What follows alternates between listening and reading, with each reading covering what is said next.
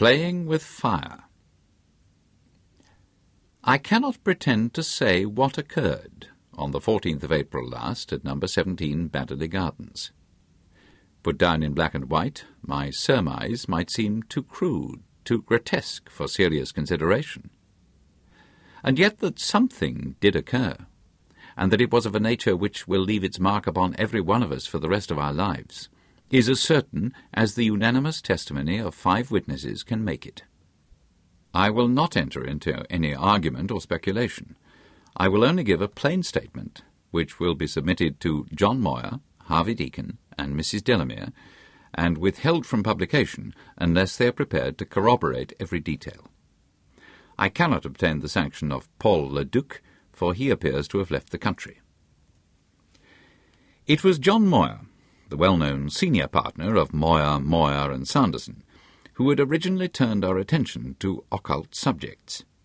He had, like many very hard and practical men of business, a mystic side to his nature, which had led him to the examination and eventually to the acceptance of those elusive phenomena which are grouped together with much that is foolish and much that is fraudulent under the common heading of spiritualism. His researches, which had begun with an open mind, ended unhappily in dogma, and he became as positive and fanatical as any other bigot.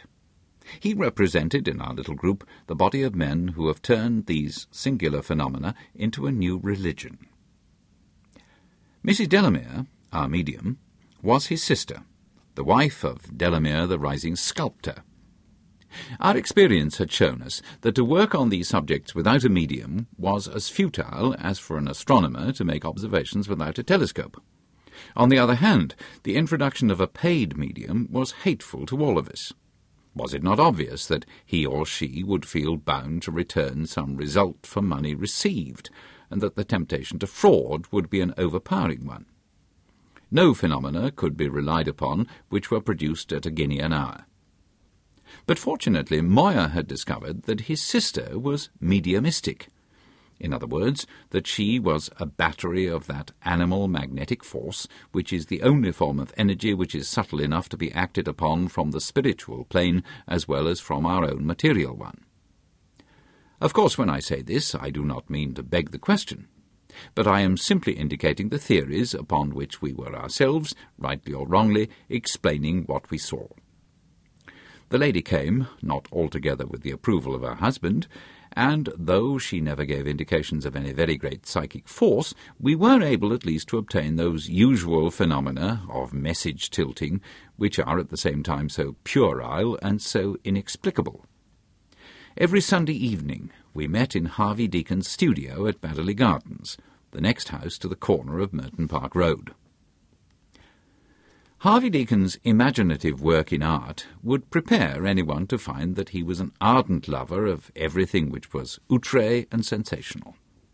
A certain picturesqueness in the study of the occult had been the quality which had originally attracted him to it, but his attention was speedily arrested by some of those phenomena to which I have referred, and he was coming rapidly to the conclusion that what he had looked upon as an amusing romance and an after-dinner entertainment was really a very formidable reality. He was a man with a remarkably clear and logical brain, a true descendant of his ancestor, the well-known Scotch professor, and he represented in our small circle the critical element, the man who has no prejudices, is prepared to follow facts as far as he can see them, and refuses to theorize in advance of his data.